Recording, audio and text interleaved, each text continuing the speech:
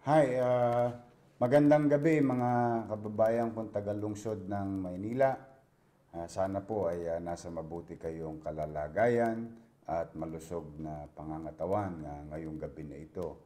Welcome po sa ating regular reporting ng inyong pamahalang lungsod. Sa maliit naming kaparaanan, ang broadcast na ito ay pagbibigay sa inyo ng mga importanteng impormasyon, lalo na sa mga araw na ito na nagdaan at mga araw pandarating tungkol sa kinakaharap nating krisis sa ating bansa, sa syudad at sa mundo. Mga kababayan, ito po ang inyong lingkod. Today, let me begin with informing you again and again about the situation ng COVID-19 positive Manilans in the city. No? Today po, nagkaroon po tayo ng 18 na bagong positibo sa COVID-19 virus. No? Ang total po natin ay 323 na ang positibo sa lungsod ng Maynila. Ito rin pong mga positibong ito ay nakasama sa listahan ng national list ng DOH, mga kababayan. So sa Maynila alone, we have 323 na positibo sa COVID-19 virus. At nadagdagan ho tayo, mga kababayan, 105 na bagong PUI sa lungsod. Ang total po natin ngayon ay 490 na po ang PUI sa lungsod. Mga kababayan, hindi po nagbabago ang numero at patuloy pang lumalaki ang pagkakahawa-hawa. Ang bottom line ay talaga nakabase ang pag-curve ng line or flatten the curve, no? Dahil sa mga gawain natin at kinikilos natin. Nakalulungkot mang isipin, napakarami po ngayong araw na ito ang naging PUI. Sila po ang mga PUI, ang mga person under investigation na may mga ipinakikitang sintomas na isinaad ng mga scientifico na sila ay posibleng maging COVID-19 virus carrier, bagamat naghihintay pa tayo ng resulta naman nila. No? Marami sa kanila. Makikita nyo sa inyong screen, mga kababayan, na palaki ng palaki ang inyong area at siguro naman po ay meron kayong datos na araw-araw naman nating inilalahad dito. So, kaya po mga kababayan, konting ingat lang at disiplina talaga ang kailangan natin sa krisis na ito. At nais kong ipabatid din sa inyo sa awa ng Diyos, yung ating naitatag na Manila Infectious Disease Control Center sa Santa Ana Hospital, ngayong araw na ito ay 18 na po ang gumaling. May 4 na naman na bagong gumaling. Ibig sabihin, from PUI, after the test, naging COVID-19 virus carrier dahil nag-positive sila. Through giving medical attention, sila po, after a while, ay gumanda ang sitwasyon sa usaping pangkalusugan. Pagkayari, kailangan silang isubmit for reconfirmatory test at nag-negative na at sila po ay mga pauwi na sa kanilang mga bahay. Sa ating mga nurse, doctors, health workers sa Santa Ana Hospital, especially sa grupo ng infectious disease, maraming salamat sa inyo. At sa lahat ng frontliners, no, sa buong Pilipinas at sa buong Maynila, private and public hospital. So, yan po mga kababayan ang nangyari at kaya po kayo'y patuloy naming hinihikayat na mag-participate sa ating digital survey na inulunsad ilang araw pa lang ang ating krisis at ngayon ay patuloy na dumarami ang respondent. Napakahalaga po ng survey na ito. Mas maaga nating malaman ang sitwasyon ng ating mga kababayan ay mas mabuti. Ang pagsasabi ng tapat ay nagsasama ng maluhat. Ang survey na yan ay kayo mismo ang naglalahad ng inyong sitwasyon sa usaping pangkalusugan. Ang respondents na po sa Maynila ay 112,523. Ang Manilans ay 87,357. At ang may difficulty of breathing ay 1,698. At nung tawagan na po, meron po kasing tatawag sa inyo at para ho itong teledoctor, no? Mga profesional na nasa likod ng telepono na yan. 1,657 naman no, ang natawagan. Maagap po kasi na maagap na pamamaraan ay yung magsabi kayo ng inyong sitwasyon at ng inyong naman pamahalaan sa usaping pangkalusugan ay tutugon agad. Malaking bagay ang impormasyong inyong pinagkakaloob. So, ayan po, no? Punta lang kayo doon sa send message button ng aming page at i-redirect na po kayo sa mga questionnaire. Kung kayo naman itapos na, no, maaari nyo pong i-share sa inyong mga mahal sa buhay, kakilala, kaibigan, at mga kabarangay.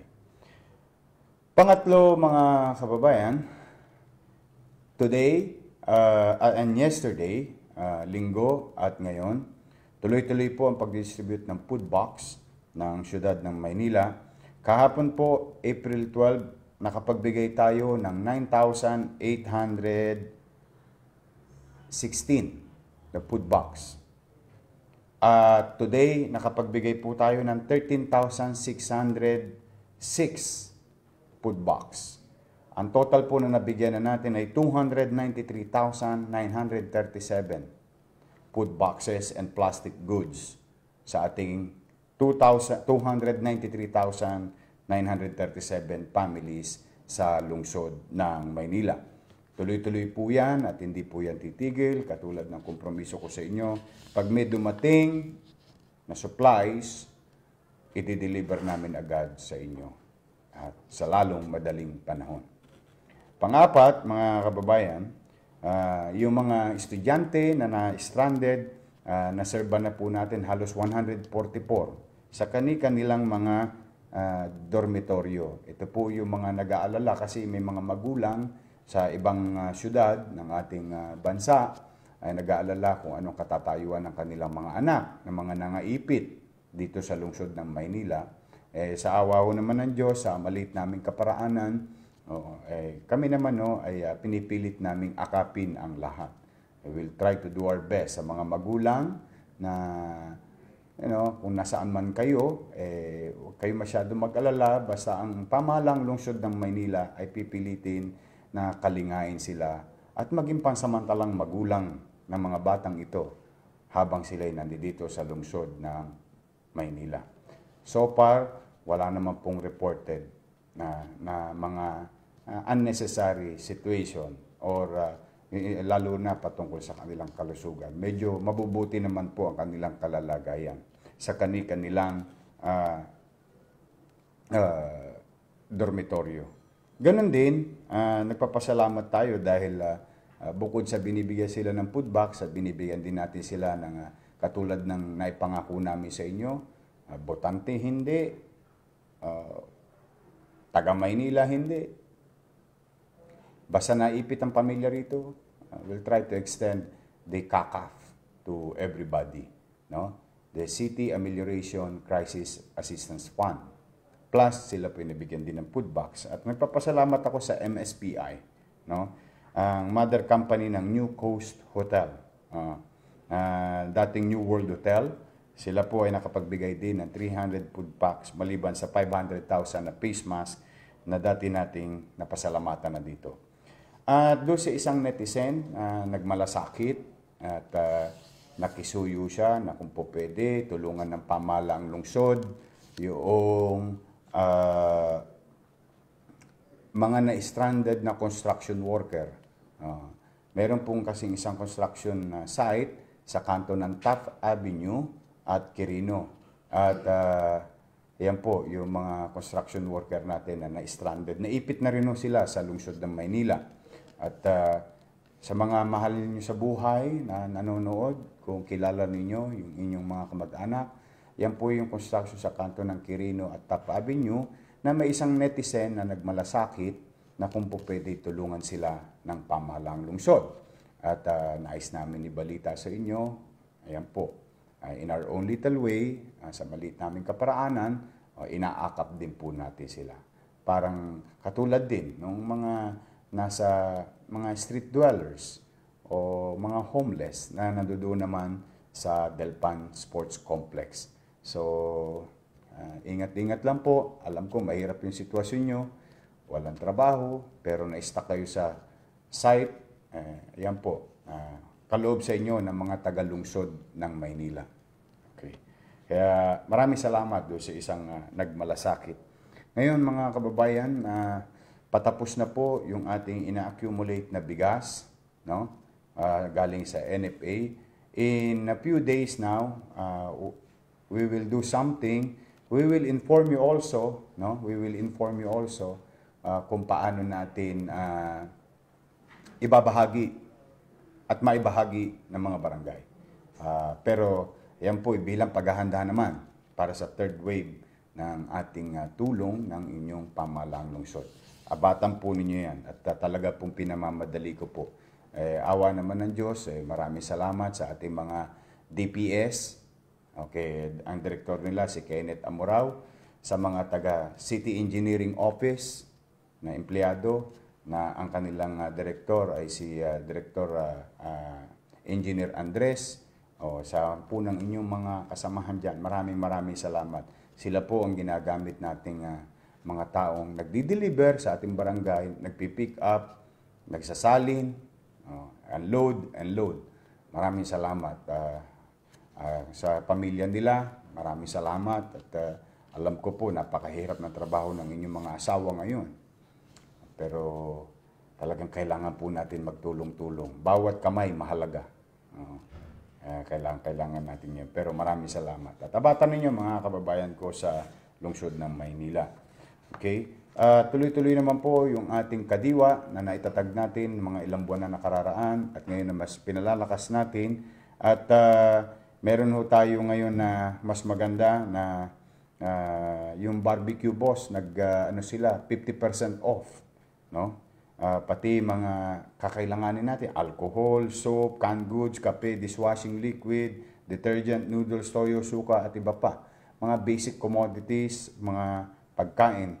Kaya maraming salamat sa Barbecue Boss at sa iba pang partner natin, Department of Agriculture, yung mga partner natin sa Northern Luzon, na mga magugulay at magkakarne. Maraming salamat sa inyo.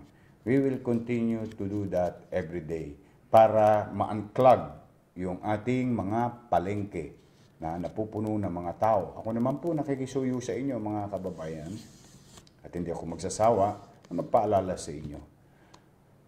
Pag tayo naman malengke, i-distansya natin ang sarili natin sa ibang tao.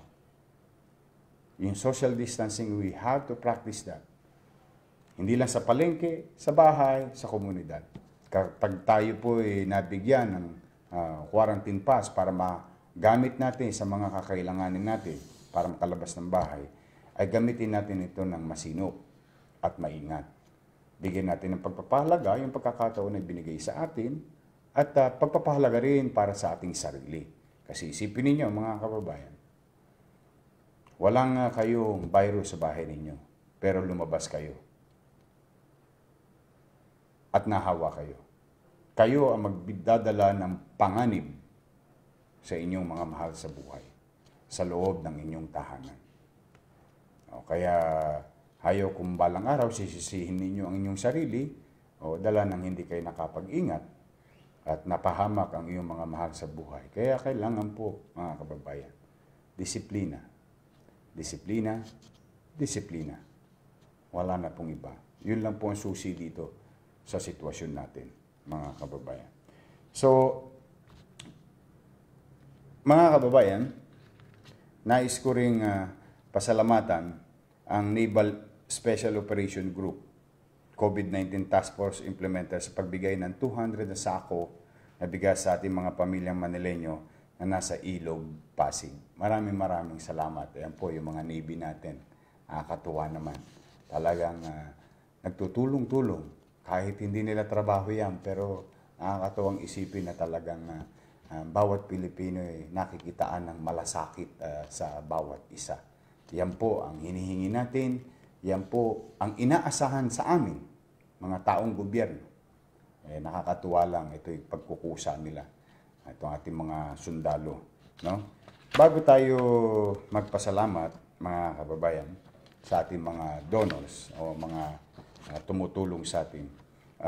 Kanina po, officially na turnover na ang Ninoy Aquino Stadium DOH Quarantine Facilities diyan po sa Mayninoy. At as we speak, meron na po tayong 3 pasyente na COVID-19 positive na inilagay at dinala dyan sa Ninoy Aquino Stadium. Maraming salamat kay Pangulong Rodrigo Roa Duterte, kay Senator Bongo, kay Speaker Alan Peter Cayetano, kay Secretary Galvez, Secretary Duque, kay Secretary Villar ng DPWH, at mga ahensya ng gobyerno na bumuo at higit sa lahat sa magmamando at mga ngalaga, ang AFP Medical Team. Maraming salamat sa inyo. Kaya magsisimula na po yan ngayong araw na ito at nasimula na. 3 na po ang napadala nating Manileño dyan sa ating bagong site na kaloob ng national government dito sa lungsod ng Maynila. Muli, maraming salamat sa inyo. At today, nagkaroon na po tayo ng mga tinatawag na localized targeting testing. No? At meron na po tayong 42 na talagang, yan po, nakita nyo po yan, mga tinetest po natin mga PUI, yan po yung bagong tatag ng inyong lungsod, ng City of Manila, na doon sa may Delpan Evacuation Center, na kinonvert natin as PUI Holding Facilities. Ano pong ibig sabihin nun? Yung mga PUI, kukunin na po natin, itetest, tapos i-house sila sa evacuation site na ngayon ay holding site ng PUI sa COVID-19. Sila po ay maghihintay ng resulta, maaring 2 to 3 days o maaring 5 days. At pag sila nag-negative, pauwi na po ulit sila sa kanilang mga bahay. Ano pong purpose? Para po unti-unti natin mailayo sa kapahamakan ang mga kanilang kaanak plus yung mismong PUI para mabigyan kagad siya ng agarang medical attention. So kung meron tayong virtual approach, which is yung ating health survey, meron din tayong physical at literal na pagpupunta, testing, at pangangalaga sa mga posibleng magkakasakit o magkakaroon ng virus or na-expose sa virus. Kaya po, yan, maraming salamat sa ating Manila Health Department. At as of today, meron na po tayo 976 na na-swab. No? Maraming salamat sa ating mga partners sa DOH, PGH, RITM, at iba pa, private and government testing facilities. Maraming salamat sa inyo. At patuloy natin palalakasin ang testing. Gagawin natin para maging episyente, strategic po ang ating gagawin. Lahat ng tracing, what the Manila Health Department did, contact tracing, pipilitin sila na ma-swab at mailagay at mailayo sila sa tamang pasilidad pansamantala. At kung sakali naman na sila ay nagpositibo, 2 po ang pwede nating pagdalhan. Yung ating Santa Ana Hospital, Manila Infectious Disease Control Center, at siyempre yung ating bagong tatag na kaloob ng Pangulo ng Bansa sa ating syudad, yung Ninoy Aquino Quarantine Facilities. So maraming salamat po. At sana, please cooperate. Ngayon, mga kababayan, matapos ang insidente doon sa Pasabong, sa loob ng North Cemetery, may sumunod na nag-viral na video na may nagbo-boxing. Mayroon ba kayo, Jet, picture? Nagbo-boxing sa Pier 2 sa Parola, Barangay 20. Nakuha ko po, may isa pong concerned citizen na nagbigay sa akin ng video, and immediately, nung nakuha ko kagabi, I asked General Miranda through Major Ibay to get all those barangay officials to explain, those involved in the area or authorities in the area, the chairman at saka yung 7 kagawad at yung XO. Pinagpaliwanag po natin sila agad. At sila po ay maaaring maharap sa kasong administratibo sa dala ng kanilang kapabayan. Ngayon, mga kababayan, hindi po nagtapos yung boxing. Nahuli na rin po pala natin yung pasimuno ng boxing, alias Gigi. Ngayon po ay nasa poder na siya ng Manila Police District. Siya po ay kakasuhan din ng mga paglabag, executive order, bayanihan law, and all other existing laws with regard to our situation. Patong-patong po ang kasong kakarapin nila. Na we want to show you na hindi po biro itong sitwasyon natin. Marami na pong nagsasakripisyo. Marami na pong hirap na hirap. O hindi pa ho dyan nagtapos. Kanina na naman. May nagbingo ulit, parola ulit. Pakita mo, mayroon ka bang picture na nagbibingo? Nagbibingo, parang wala lang. Parang wala kayong Barangay 20, ayan. 3 buntis. 6 na babae. Matanda. Kala ko ba wala kayong pera? Ba't kayo nagagawa ng ganyan? Una, alam nyo may krisis. At ang naging dahilan ng krisis ay virus. At alam nyo yung virus nakakahawa dahil sa social interaction o pakikipagkwentuhan. Diba?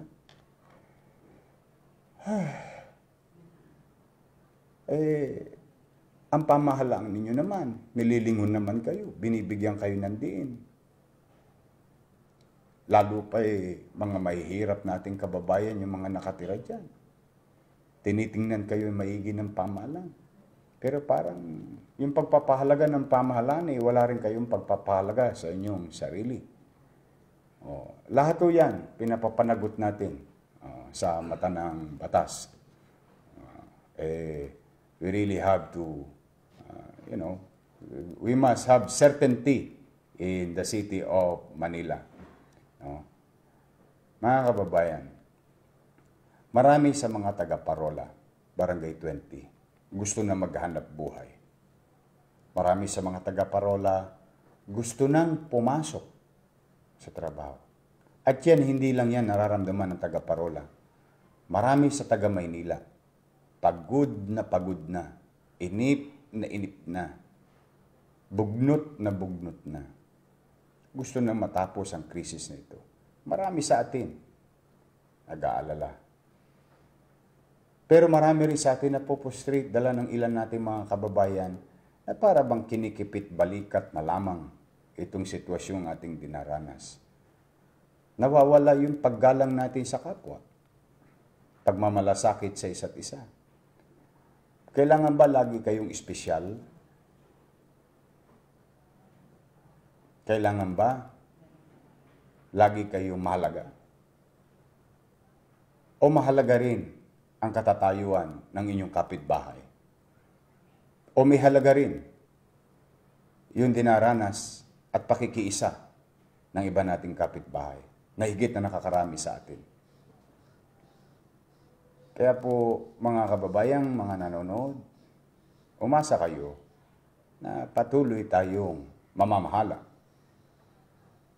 at papatupad natin ang tama sa lungsod ng Maynila habang kinakaharap natin ang kasalukuyang krisis patungkol sa COVID-19. Ngayon, sa mga taga-Parola, baka wala kayong ka-idea-idea humigit kumulang 2 dosena ang PUI sa lugar ninyo. At patuloy na lumalago ito, dala ng katatambay ninyo sa kalsada, hindi pagsunod, basketball dito, basketball doon, sabong dito, sabong doon, boxing dito, boxing doon, bingo rito, bingo roon. Bakit? May piyesta? Piyestang-piyesta. Hindi ko maintindihan. Nakiusap ako. Tinutupad naman ng gobyerno ang kanyang tungkulin. Personal pa na akong bumaba, nakikiusap. Ano pa ba ang hinihintay nyo sa amin para kayo ay makiisa at sumunod sa panawagan ng national government at local government? Alin pa ba sa inyo ang hindi nyo nauunawaan ng aming mga doktor, ang aming mga nurse, nagkakandamatay na dahil sila na-expose sa virus. Dahil yung dedikasyon nila na marisolba agad at mabigyan ng tama at kaukulang medical services yung mga pasyenteng dumarating sa kanilang ospital. Sila mismo ay naging biktima na rin. Marami na namatay na doktor. Marami na nagkasakit na nurse. Alin pa ba ang hindi gigising sa inyong diwa na kapag patuloy niyong ginawa ang paglabag sa mga social distancing, quarantine, patuloy na mabubulunan ang ating mga ospital, at pag naubos ang ating nurse, naubos ang ating doktor, dala ng hindi tayo nagbabago ng ugali, wala na pong tutulong sa atin. Wala pong magagawa ang pera ng gobyerno. Wala pong magagawa ang sardinas. Wala pong magagawa ang karne norte, meatloaf at bigas sa problema na ito. Ang problema natin ay usaping kalusugan. Hirap na ang lahat. Ilan pa ba ang kailangan masakripisyong buhay na pulis na nangamatay na, barangay official, lahat ng frontliners sa health sectors, nakakasakit na. Ilan pa ho? Ilan pa ho ang kailangan nyo marinig bago tayo magising sa kabigatan ng ating suliraning kinakarap?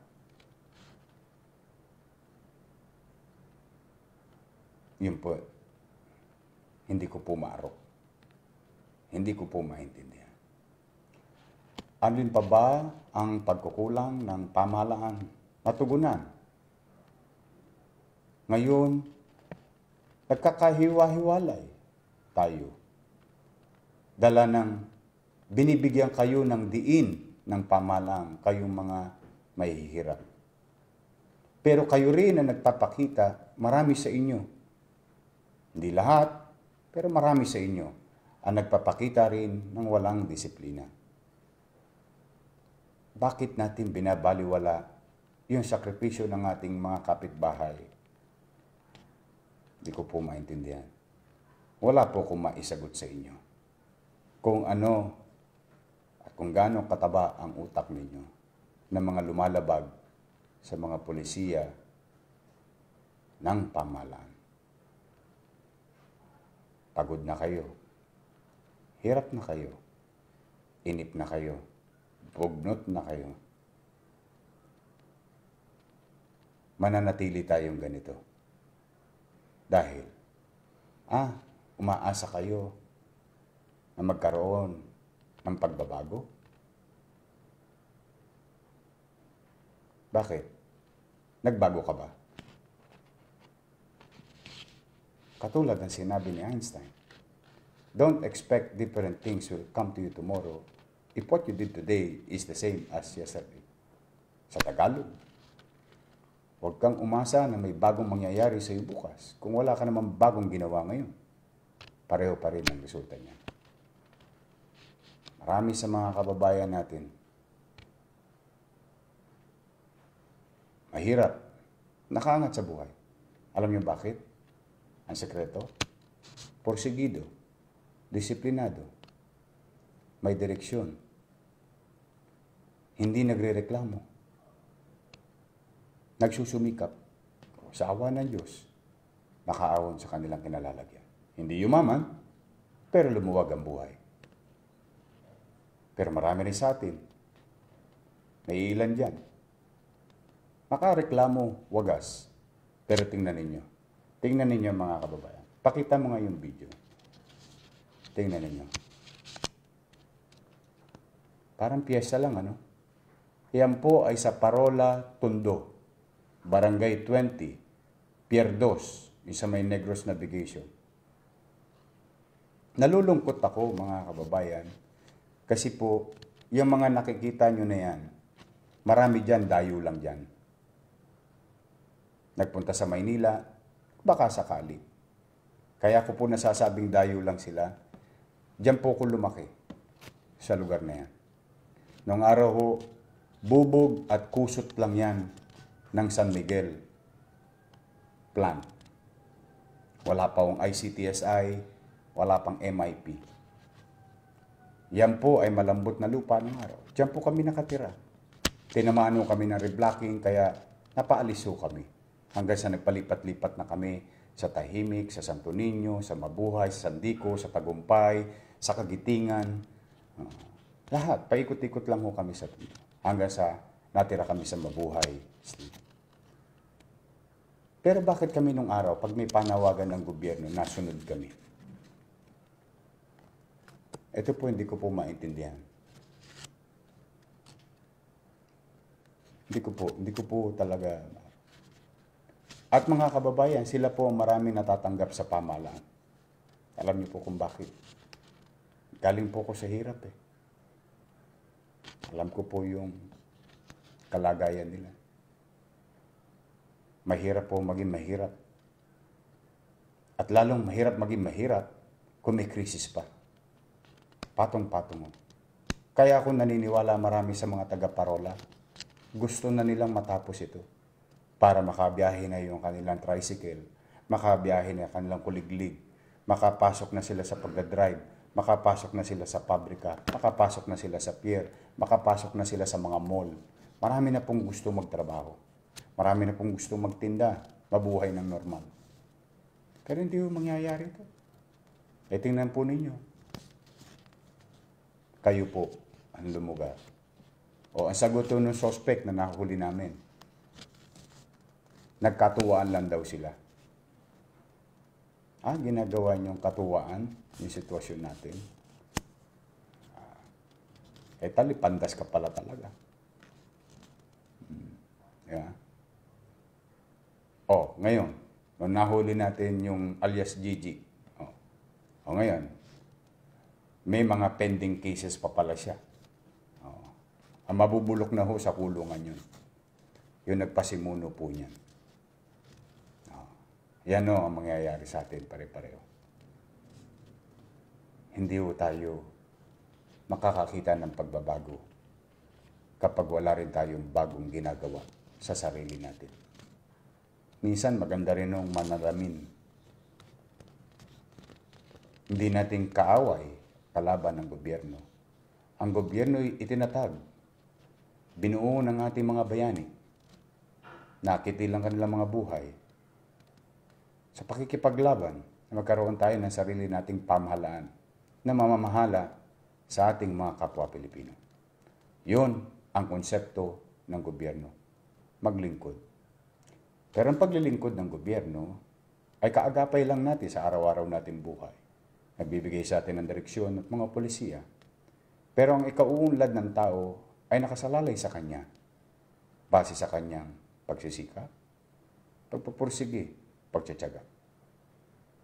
Huwag natin iasa ang katagumpayan natin sa buhay sa gobyerno lamang. Hindi po. Hindi po lahat kami mabait. Hindi po perpekto ang gobyerno. Minsan may pagmamalabis ang gobyerno. Minsan may pagkukulang ang gobyerno. Totoo po yun. May mga mabubuting taong gobyerno, may mga walang yaring taong gobyerno. Pero hindi po tayo unique sa buong mundo. Ano mang uri at klase ng gobyerno, ganun din po. May mga magagaling, may mga hindi magagaling. May mga masama, may mga mabubuti. So kung iaasa natin ang iaasa sa gobyerno, ang pagbabago ng buhay natin, para mapaunlad natin ang ating sarili, nagkakamali po kayo. Hindi po. Talagang ang katagumpayan ng tao ay ibinigay sa kanya ng Diyos ang pagkakataon. Lahat ng pagkakataon. At maganda lang kung ang gobyerno ay masinop, kung ang gobyerno ay nagtatrabaho, kung ang gobyerno ay may malasakit na tunay, mas gagaan at mapapataas ang antas ng pamumuhay ng tao. Yun ang trabaho ng gobyerno. Tingnan niyo po ang Singapore. Dati noong dekada 50, umeetsa sila sa kanal. Open pit. Kaliwat kanan din ng squatter sa Singapore. Pero dahil sa pakikisa ng tao at ang gobyerno may direksyon at sinunod ng tao yung direksyon ng gobyerno, tingnan niyo po sila ngayon. Dati wala silang sariling tubig. Naisip niyo na ba na isang bansa walang tubig? Pero hindi. Ngayon hindi nila problema. Kaya po, madalit salita mga kababayan, anong uri pa ng salita ang kailangan marinig natin sa pamahalaan upang tayo sumunod? Hindi ko po alam. But be that as it may, I will not give up. We will not give up. Hindi po ako susuko. Hindi po kami susuko. Mahal ko po kayo.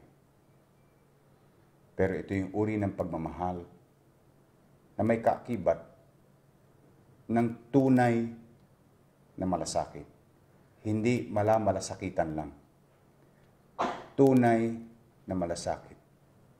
At para maipakita ang tunay na malasakit, two-way ang relasyon.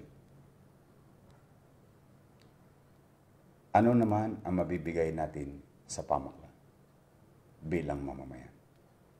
Ano naman ang partisipasyon natin sa pamayanan at sa pamahalaan bilang mamamayan? Hindi po ako mapapagod. Hindi po ako magsasawa. Kahit na alam kong pagod na rin ang mga kawani ng pamahalaang lungsod, mga barangay officials, mga pulis, mga health workers. Huwag mong ipanalangin na mag-fail ang gobyerno. Pag nag-fail ang gobyerno, pag bumagsak ang gobyerno, lalo tayong mapapariwara. Gobyerno na lamang ang sandigan natin ngayon sa kinakaharap nating pandemic. Ito ay extraordinary crisis.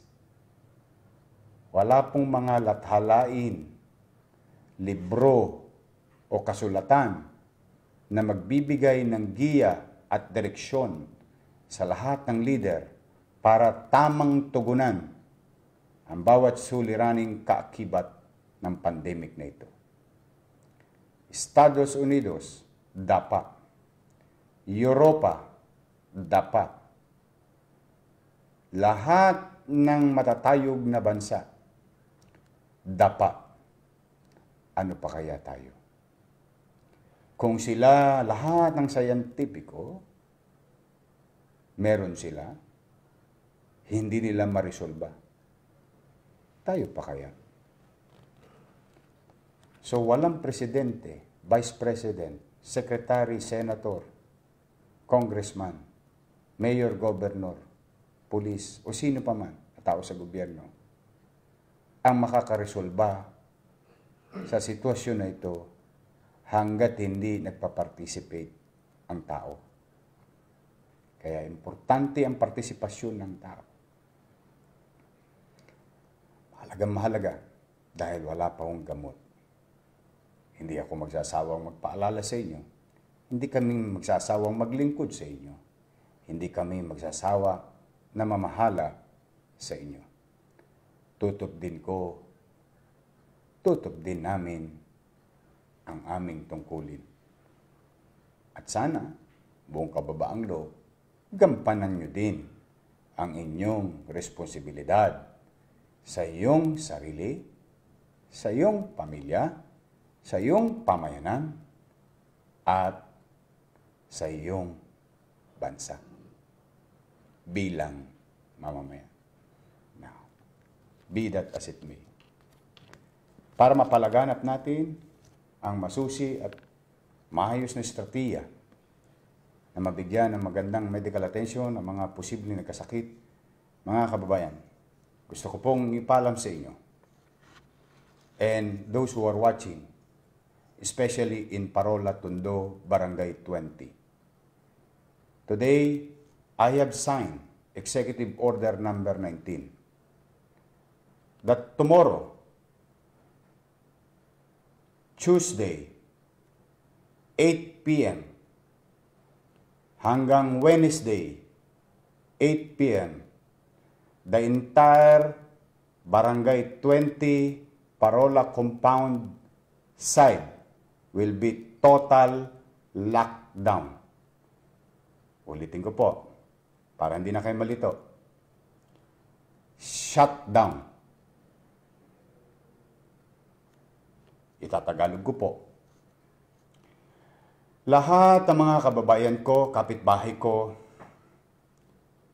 sa Parola, Tondo side, at ang barangay number, Barangay 20. Lahat ng nasa Parola ay kansilado ang inyong quarantine pass and everything. Hindi po kayo papayagang lumabas ng bahay sa loob ng 24 oras simula bukas alas 8 ng gabi hanggang Miyerkules alas 8 ng gabi. Walang lalabas. Lahat ng mahuhuli, makikita na lumabas, we will be accosted properly. Dadalhin namin kayo sa pasilidad na kung saan kayo nababagay. Ulitin ko po. Para magbigay daan sa ating Manila Health Department na makapag-testing ng maayos, panatag, at walang karagdagang aberya. Pagbibigay daan sa gawain ng pamahalaan. Ulitin ko, sa may mga kamag-anak sa Parola, Tondo. Ulitin ko, no? Barangay 20. Tomorrow, 8 p.m., Tuesday, hanggang Miyerkules, 8 p.m., hindi kayo papayagang lumabas ng bahay ninyo, kina-cancel lahat ang quarantine pass ninyo. Bata, matanda, lahat ay dadakpin at ilalagay namin sa pasilidad na tama ang mga lalabag sa kautosang ito. And let this be a fair warning to any other barangays. We will do the same. Sagad na po ang gobyerno.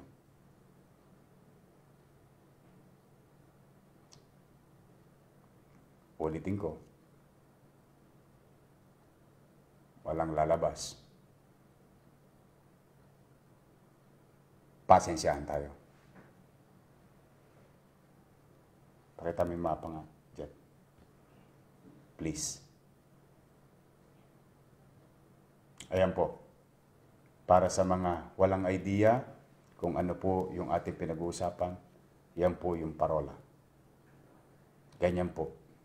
Diyan po naganap yung boxing, diyan po naganap yung bingo, at mga nagbabasketball. Ayan po. Walang makalalabas sa inyo kung nakikita nyo mapa, puro pulis po dyan. At humingi rin tayo ng tulong sa AFP.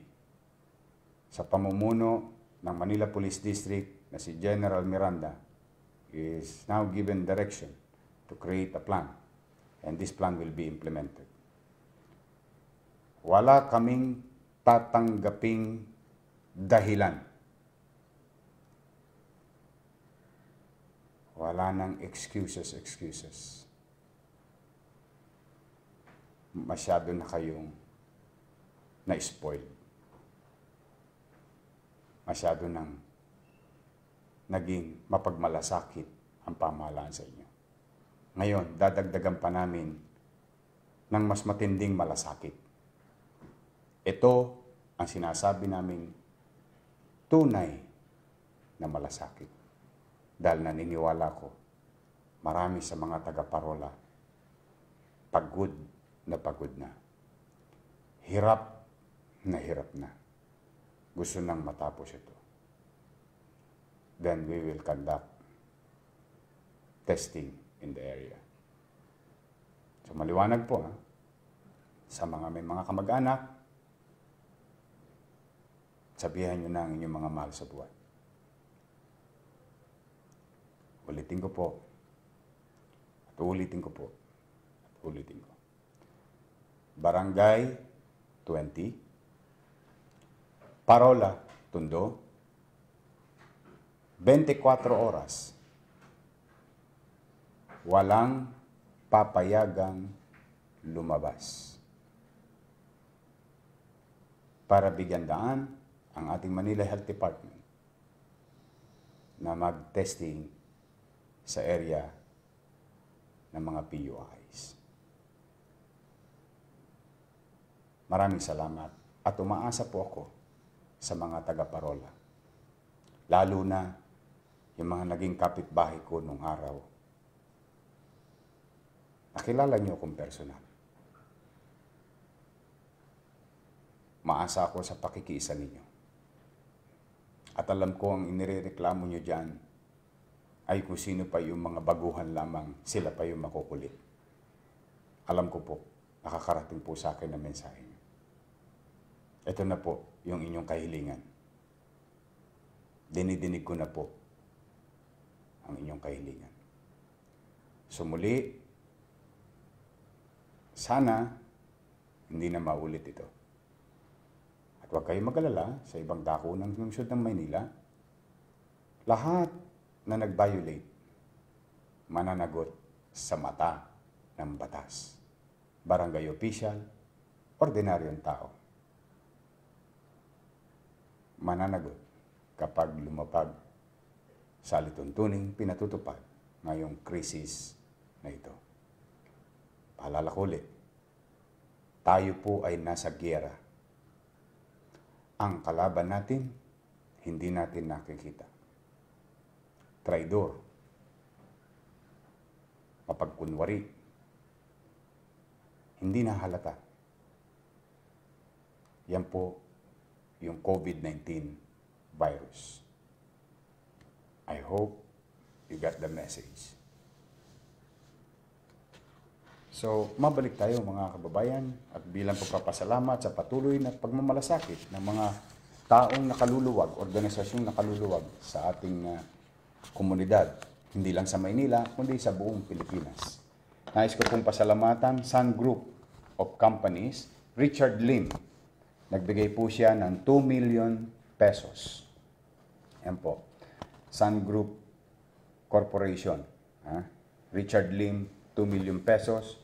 Fernando Puentes, Cayu Chubero. Ito si Fernando Puentes. Siya po yung, I think, vlogger ito. Caillou Chubero. No? Nagbigay po siya ng 50 sacks of rice. ABS-CBN, again, lingkod kapamilya. 640 pieces pandesal, 4 boxes vinegar, 15 boxes soy sauce, 179 boxes spaghetti sauce, 4 boxes vegetable oil, 13 boxes Mang Tomas, 54 boxes caldereta sauce, 66 boxes wow sarap, 30 boxes breading mix, 44 boxes ketchup, 34 boxes mineral water. Siya nga pala, doon sa barangay 105, doon may ulingan, at saka hapilan, at saka temporary housing.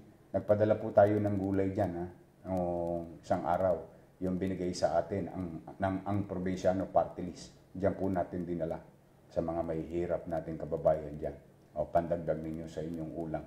Mga sayote, repolyo, pechay, carrots. At pinadala ho natin yan sa barangay ninyo para madali na may distribute kagad sa inyong magkakapitbahay. Perilato, 30 boxes. Swiss Bell Hotel International, 50 food packs. Arcom Development Corporation, 100 sacks of rice. M&G Global Ads Incorporated, 10 pieces aerosol box. Bugsy B, 4,000 Nutribans. Francis Leo Marcos, FLM Mayaman Challenge. Ito yung yung Francis Leo Marcos. Nagbigay po siya 250 sacks of rice. Sa lahat ng tumulong at tumugon, maraming salamat sa inyo. Stanley Chong and Family, 1,000 pieces pancit canton, 1,000 canned sardines. Prutas, 100 bottles fresh buko juice. Philippine Foremost Milling Corporation, 801 pieces bread loaf. Cosmo Hotel, 100 sacks of rice. Liberty Food Mart, 2,500 pieces raisin bun, 4,000 pieces buns. SDM Joy Enterprise, various vegetables. Jollibee, 1,000 meals, 5,000 trays of fresh eggs. Thank you, Jollibee. Yan Yan International Philippines Incorporated, 500 cases juice drink, 500 pieces Yan Yan buttermilk loaf, 20 bundles yum shots, 30 bundles garlic and chili corn. Wow. Okay to. The accountant page. Freddy Ligarto, 500 pesos. Joshua Umalo, 500 pesos. Earl Sophia Angelica Nerilyn Michael, 700 pesos. Merge Emerstein Sebastian, 1,000 pesos. Gerald Taginog, 1,000 pesos. Tio Derek Malanda, 1,500. Anonymous, 1,800. Janjan Ardeles, 2,500. Bilardo Accounting Tutorials, 10,000 pesos. Manila Association of Public Secondary School Administration o MAPSA, no? And Senior High School Assistance Principal, 4,500 pesos. Nakakatuwa naman kayo? 45,000, sorry. 45,000 pesos. Thank you very much, nakakatuwa naman kayo. Chairman Dick Ching. Ito taga Binondo to. Barangay 290. 50,000 pesos. Thank you very much, Chairman Ching. Sa pamilya mo. Kaawaan sana kayo ng Diyos. Bahala na sa mga donors, tumutulong. Wala pong malaki, wala pong maliit. Ang pagtulong sa kapwa, ang hinihintay sa atin ng Panginoon Diyos. Ang pagmamahal sa ating kapwa. So maraming salamat, Chairman Dick Ching. So mga kababayan, nais ko ring i-share sa inyo bago tayo matapos. Kinakamusta po kayo, mga taga-lungsod ng Maynila? Kinakamusta po kayo ni Cardinal Tagle? Nag-text po si Cardinal Tagle. Nasa Roma po siya. Italy. Sa mga taga-lungsod ng Maynila, isasama daw po niya tayo sa kanyang pagdarasal. Yan po ang sinabi ng ating dating kardinal dito sa lungsod ng Maynila, na ngayon ay may isang mabigat na responsibilidad na binigay sa kanya na pagkakataon ng Santo Papa. Kay Cardinal Tagle, maraming salamat po. Mag-iingat din po kayo dyan sa Roma. Mas mahirap ang sitwasyon nyo dyan. Pero yung kami maalala ninyo kahit na kayo'y nasa malayong lugar. Maraming salamat, Cardinal. At sana ipanalangin nyo rin ng iba naming kababayan na maliwanagan ng kaisipan, na seryosohin ang COVID-19 virus at ang krisis na ito. Muli po, mag-ingat po kayo, Cardinal Tagle. Maraming salamat po. Sa ating mga kababayan, kundi kalabisan sa inyo, mamaya bago tayo matulog, isama natin sa ating mga panalangin sa Panginoon Diyos na sana hagkan niya nawa ng kanyang kamay ang taong may mga sakit. Mga taong may sakit. At sana bigyan niya din ng kaluwagan sa buhay, kagaangan sa buhay, ang mga taong nahihirapan na makaawa na sila sa kanilang kinalalagyan. At sama-sama natin panalangin na sana kung ito may parusa, kung ano man ang tawag dito sa sitwasyon na ito, sa ating mga tao sa lupa, sana mapatawad na tayo ng Panginoon Diyos.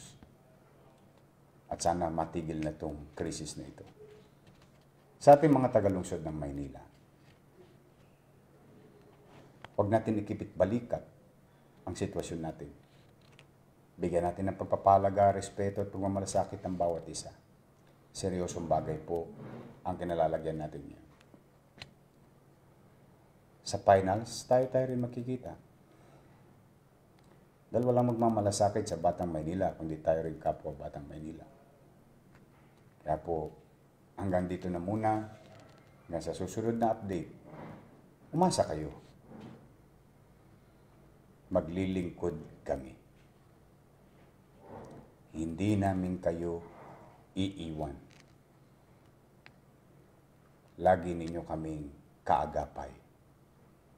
Kasama sa krisis na kinakaharap nating lahat.